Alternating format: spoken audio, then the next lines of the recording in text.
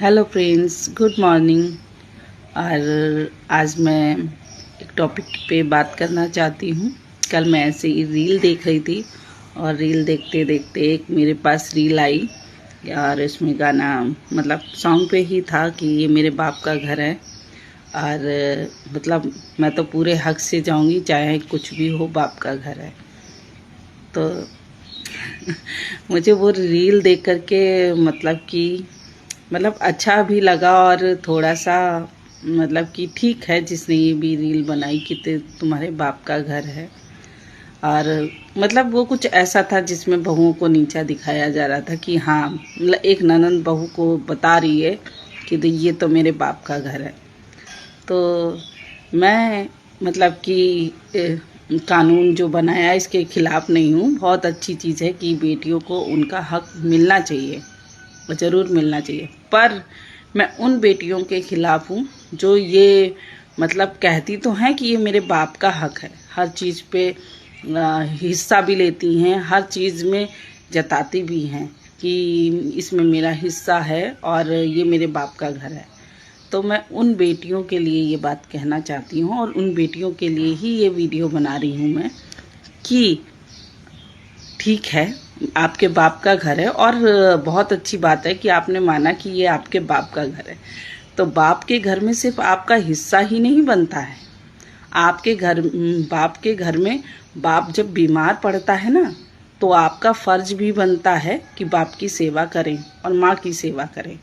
और जब बाप हॉस्पिटल में होता है ना, तो उनका आधा खर्चा भी आपका बनता है, क्योंकि लड़के लड़की सेम है ना।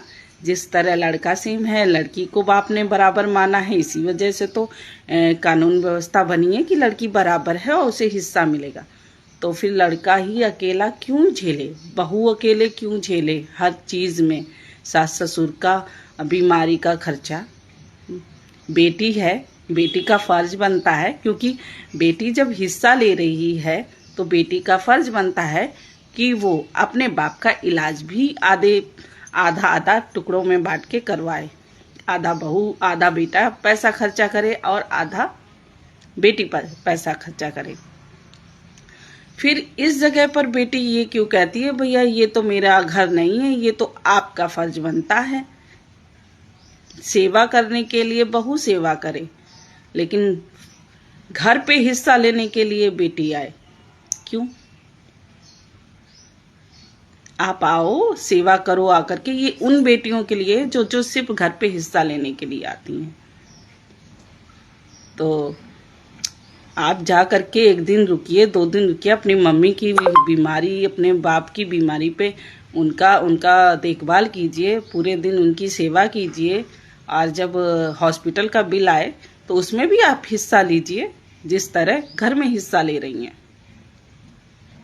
बस मैं इतना ही उनके लिए कहना चाहती। सभी लड़कियां एक जैसी नहीं होती हैं। कुछ लोग ये चीज़ को समझती हैं कि हाँ, लेकिन कुछ लोग सिर्फ ये जानती हैं कि मेरा हक है।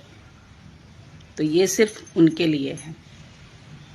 और इक्वालिटी चाहिए ना, कि लड़का लड़की सेम होने चाहिए, तो फर्ज में भी साथ निभाओ सेम।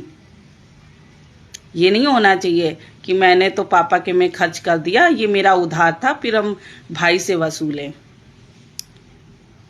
तो खर्च करने के बाद भाई से, और कुछ तो ऐसी होती कि भाई से ही पैसा लेकर के बाप के ऊपर खर्च कर देती हैं और फिर घर पे ये दिखाती हैं कि देखो मैंने माँ बाप का इलाज करा दिया। तो इतना गेम क्यों खेलते हैं सभी लोग?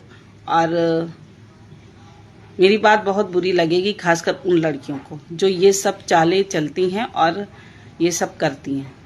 उन लड़कियों को कभी बुरा नहीं लगेगा जो अपनी फर्ज समझती हैं, लेना भी जानती हैं और करना भी जानती हैं। तो अगर मेरी आपको बात कैसी लगी है तो कमेंट में ज़रूर बताइएगा फ्रेंड्स।